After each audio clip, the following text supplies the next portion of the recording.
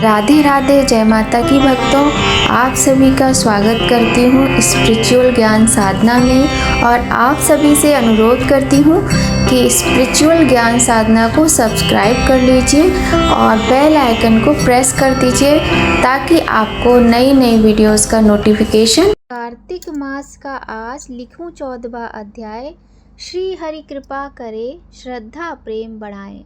जय माता की। राधे राधे भक्तों, कैसे हैं आप सभी लोग। आशा करते हैं सभी लोग बहुत अच्छे होंगे। बताने के लिए कमेंट में जय माता की राधे राधे अवश्य ही लिखिएगा। तो भक्तों, आज की वीडियो में हम आपको कार्तिक मास महात्म्य के 14वें अध्याय की कथा सुनाएंगे। अभी तक हमने कार्तिक मास के 13वें अध्याय की कथा सुनी, जिसमें हमने सुना कि जलंधर किस प्रकार से विष्णु भगवान और समस्त देवताओं को अपने लोक को ले गया। इसकी आगे की कथा आज की वीडियो में हम आपको सुनाने वाले हैं। तो जैसा कि हम सभी जानते हैं, कार्तिक का सुंदर महीना चल रहा है और कार्तिक मास में दीपदान, तुलसी पूजन का विशेष महत्व होता है। साथ ही गौ सेवा और जो हमारे घर में बड़े बुजुर्ग होते हैं उनकी सेवा, बच्चों के साथ प्रेम पूर्ण व्यवहार और कार्तिक मास में धर्मपूर्वक कार्य करना, अपने धर्म के अनुसार कार्य करना। कहने का तात्पर्य है कि ऐसा कोई भी कार्य ना करना जिससे हमें किसी भी तरह का पाप का भागी बनना पड़े।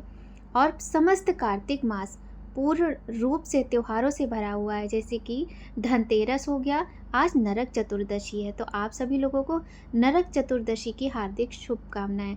आपको चैनल पर नरक चतुर्दशी की कथा भी मिल जाएगी। तो भक्तों, चलिए देर न करते हुए प्रारंभ करते हैं आज की बहुत ही सुंदर कथा, कार्तिक मास के 14वें अध्याय की। बोलिए गणेश भगवान की जय, गौरी शंकर भगवान की जय, लक्ष्मी नारायण भगवान की जय, तुलसी माता की जय। तो भक्तों, बहुत ही सुंदर और दिव्य कथा है। सभी लोग भगवान का ध्यान करते हुए इस परम पावन दिव्य कथा का रसपान करेंगे। तब उसको इस प्रकार धर्म पूर्वक राज्य करते हुए देख देवता शुद्ध हो गए। उन्होंने देवादिदेव शिवजी का मन में स्मरण करना आरंभ किया। तब भक्तों की कामना पूर्ण करने वाले शंकर जी ने नारद जी को बुलाकर देव कार्य की इच्छा से उनको वहां भेजा। शंभु भक्त नारद शिव की आज्ञा से देवपुरी में गए। इंद्रादिक सभी देवता व्याकुल हो शीघ्रता से उठ नारद जी को उत्कंठा भरी दृष्टि से देखने लगे।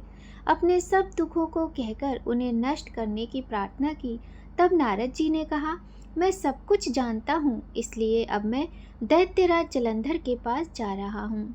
ऐसा कहकर नारद जी देवताओं को आश्वासित कर जलंधर की सभा में आए। जलंधर ने नारद जी के चरणों की पूजा कर हंसते हुए कहा, हे ब्राह्मण, कहिए आप कहाँ से आ रहे हैं, यहाँ कैसे आए हैं। मेरे योग्य जो सेवा हो उसकी आज्ञा दीजिए। नारद जी प्रसन्न होकर बोले, हे महाबुद्धिमान जलंधर, तुम धन्य हो। मैं स्वेच्छा से कैलाश पर्वत पर गया था, जहाँ 10,000 योजनों में कल्प वृक्ष का वन है। वहाँ मैंने सैकड़ों कामधेनुओं को विचरते हुए देखा तथा यह भी देखा कि वह चिंतामणि से प्रकाशित परम दिव्य, अद्भुत और सब कुछ सुवर्णमय है। मैंने वहाँ पार्वती के साथ स्थित शिवजी को भी देखा, जो सर्वांग सुंदर, गौरवर्ण, त्रिनेत्र और मस्तक पर चंद्रमा धारण किए हुए हैं। उन्हें देखकर मुझे बड़ा आश्चर्य हुआ कि इनके समान समृद्धशाली त्रिलोकी में कोई है ही नहीं। हे दैत्येंद्र, उसी समय मुझे तुम्हारी समृद्धि का स्मरण हो आया और उसे देखने की इच्छा से ही मैं तुम्हारे पास चला आया हूँ। यह सुन जलंधर को बड़ा हर्ष हुआ। उसने नारद जी को अपनी सब समृद्धि दिखला दी। उसे देख नारद जी ने जलंधर की बड़ी प्रशंसा की और कहा, निश्चय ही तुम त्रिलोकपति होने के योग्य थे।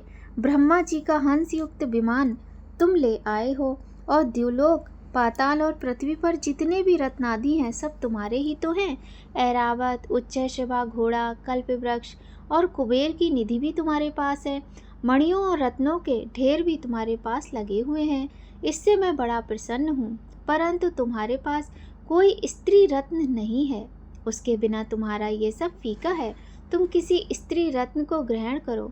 नारद जी के ऐसे वचन सुनकर दैत्यराज काम से व्याकुल हो गया।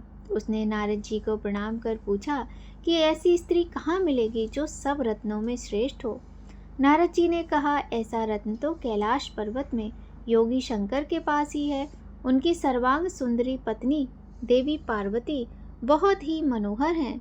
उनके समान सुंदरी मैंने आज तक देखा ही नहीं।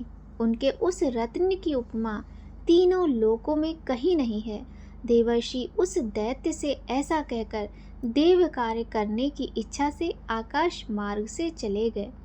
श्रीमन नारायण नारायण नारायण, लक्ष्मी नारायण नारायण नारायण, श्रीमन नारायण नारायण नारायण, भजमन नारायण नारायण नारायण। बोलिए लक्ष्मी नारायण भगवान की जय। भगवान श्री कृष्ण की बेहद रोचक कथा अब हम आपको सुनाते हैं, तो ध्यान से सुनिए। वेदांत रस के माध्यम से आज हम भगवान श्री कृष्ण ने किस तरह नंद बाबा से जिद करके गाय चराने के लिए मना किया, इस कथा में जानेंगे। जब भगवान श्री कृष्ण जी 6 वर्ष के हो गए तो उन्होंने सोचा कि वे तो बहुत बड़े हो गए हैं और वे अब बछड़ा नहीं गाय चराएंगे।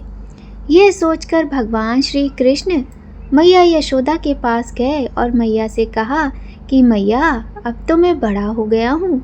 मैया ने कहा अच्छा लल्ला, तुम बड़े हो गए हो तो बताओ अब क्या किया जाए। इस पर भगवान श्री कृष्ण ने कहा कि मैया अब मैं बड़ा हो गया हूँ तो अब से मैं बछड़ा नहीं चराऊँगा, अब से मैं गायों को चराऊँगा।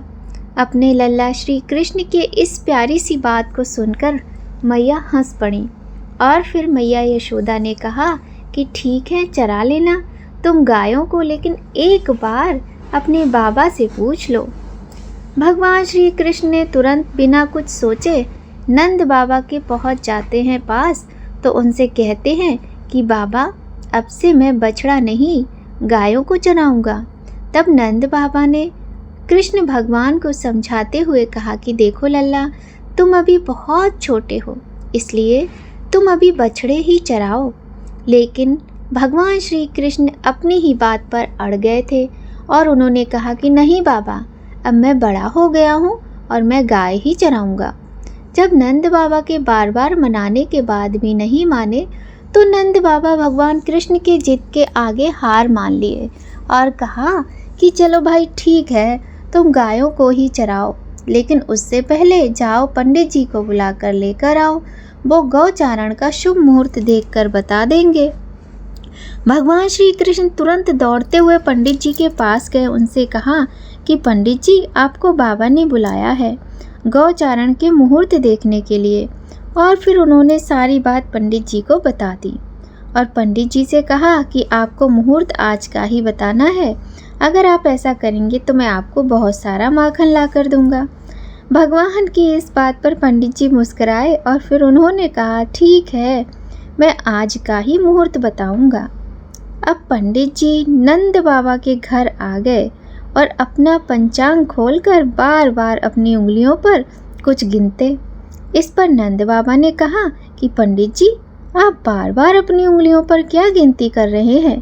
पंडित जी नंद बाबा के प्रश्न का उत्तर देते हुए कहने लगे, क्या बताऊं नंद जी, केवल आज का ही मुहूर्त गौचारण के लिए शुभ है, नहीं तो फिर अगले 2 सालों तक कोई मुहूर्त नहीं है।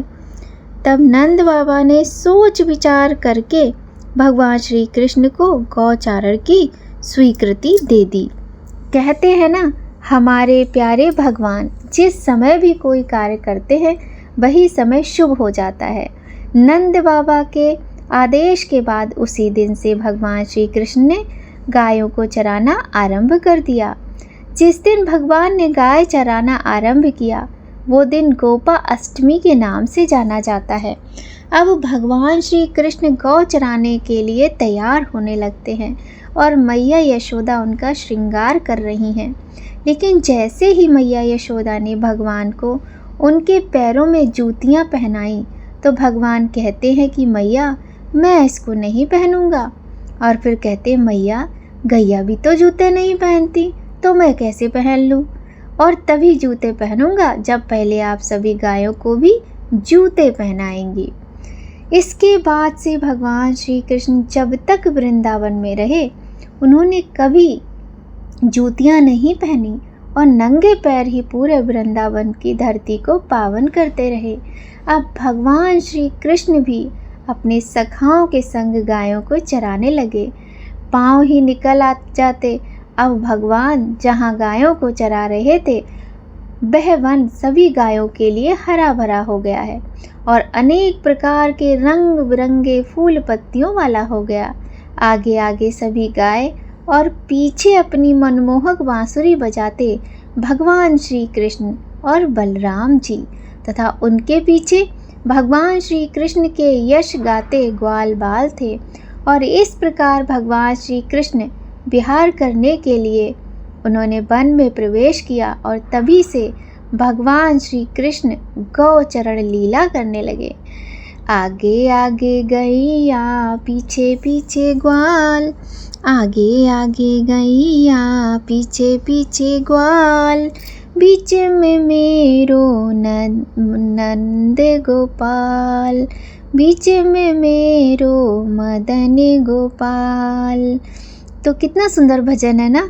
भगवान की इन्हीं सुंदर सुंदर लीलाओं के लिए ऐसे भजन बने हैं।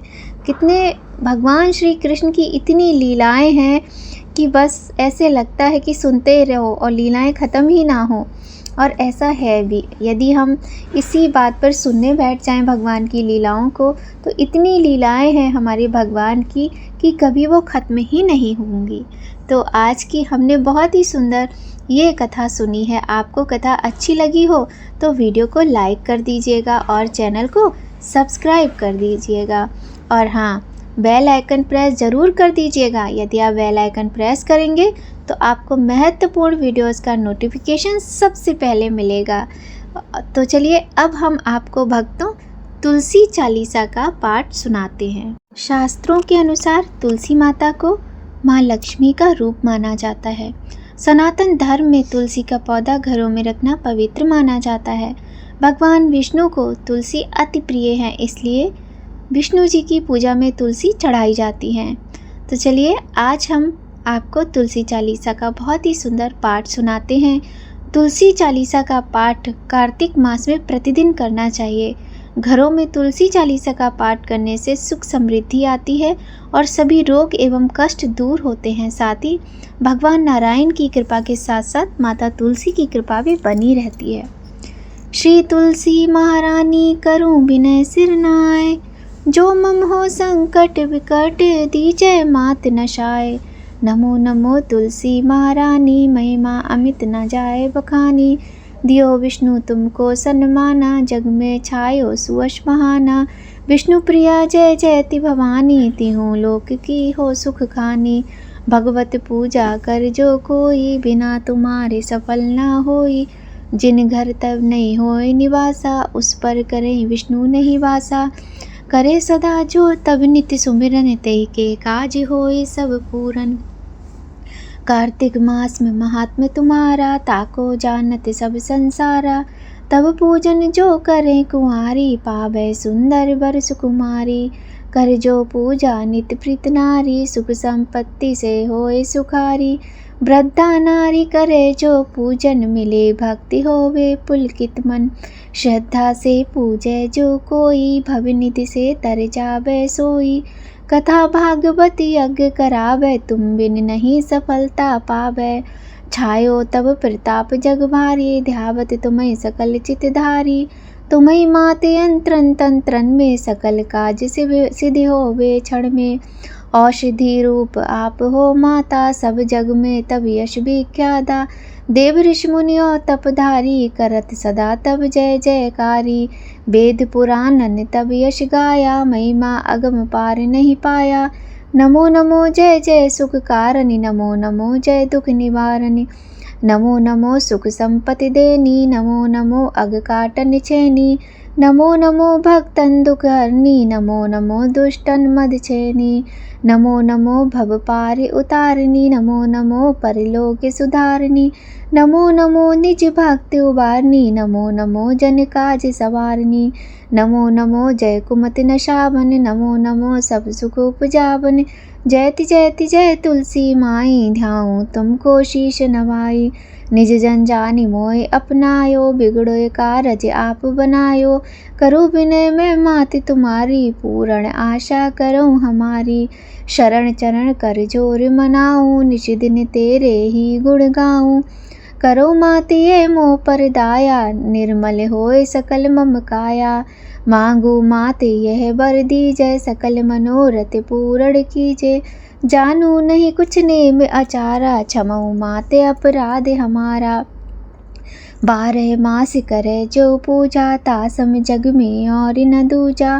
प्रथमई गंगा जल मगवावे, फिर सुंदरी स्नान करावे, चंदन अक्षत पुष्प चढ़ावे, धूप दीप नैवेद्य लगावे, करे आचमन गंगा जल से, ध्यान करे हृदय निर्मल से, पाठ करे फिर चालीसा की, अस्तुत करे मात तुलसा की, ये विध पूजा करे हमेशा, ताके तन नहीं रहे कलेशा, करे मास कार्तिक का साधन, सोबे नित पवित्र सिद्ध हुई जाई, है ये कथा महासुखदाई, पढ़े सुने सो भव तर जाई, है ये कथा महासुखदाई, पढ़े सुने सो भव तर जाई, ये श्री तुलसी चालीसा पाठ करे जो कोय, गोविंद सो फल पावे, सो मन इच्छा फल होय। बोलो तुलसी माता की जय। तुलसी माता के चालीसा के बाद हमें तुलसी माता की आरती अवश्य करनी चाहिए। तुलसी माता की आरती करने से घर में सुख समृद्धि आती है और हमारे जीवन में आ रही परेशानियां दूर होती हैं। कहा जाता है जहाँ तुलसी माता की पूजा होती है, जहाँ तुलसी का पेड़ होता है, वहाँ अकाल मृत्यु का भी भय नहीं होता है। तो चलिए अब हम आपको तुलसी माता की सुंदर सी आरती सुनाते हैं। और वैसे भी कार्तिक मास में तो प्रतिदिन सुबह शाम तुलसी चालीसा और तुलसी माता की आरती अवश्य ही होनी चाहिए। आप लोग भी करते होंगे। आप लोग कौन सी आरती करते हैं कमेंट करके बताइएगा। तो अब हम आपको सुनाते हैं तुलसी माता की बहुत ही सुंदर सी आरती। जय जय तुलसी माता मैया, जय जय तुलसी माता, सब सुख की सुखदाता, सबकी वरदाता, मैया जय तुलसी माता। सभी योगों से ऊपर, सब रोगों से ऊपर, रज से रक्ष करके सबकी भव त्राता, मैया जय तुलसी माता। बटपुत्री है श्यामा, सूरवल्ली है ग्राम्या, मैया सूरवल्ली है ग्राम्या। विष्णु प्रिय जो नर तुमको सेवे, सो नर तर जाता, मैया जय तुलसी माता। हर के शीश विराजत, त्रिभुवन से हो बंदित, मैया त्रिभुवन से हो बंदित। पतित जनों की तारिणी, तुम हो विख्याता, मैया जय तुलसी माता। लेकर जन्म विजन में आई दिव्य भवन में, मैया आई दिव्य भवन में। मानव लोक तुम्ही से सुख संपत्ति पाता, मैया जय तुलसी माता। हरि को तुम अति प्यारी, श्याम वर्ण सुकुमारी, मैया श्याम वर्ण सुकुमारी। प्रेम अजब है उनका तुमसे कैसा नाता, ओम जय तुलसी माता, हमारी विपदा हरो तुम, कृपा करो मैया, मैया कृपा करो मैया। जय जय तुलसी माता, सब जग की सुखदाता, मैया जय तुलसी माता। बोलो तुलसी माता की जय।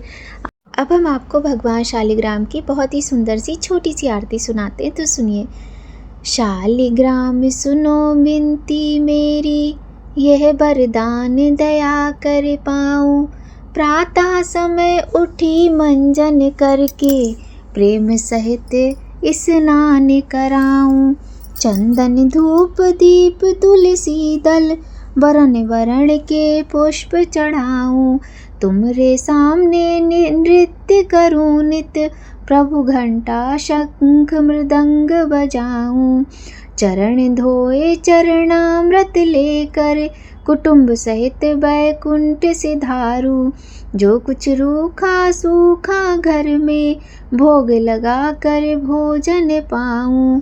मन वचन कर्म से पाप किए, जो परिक्रमा करके साथ बहाऊँ।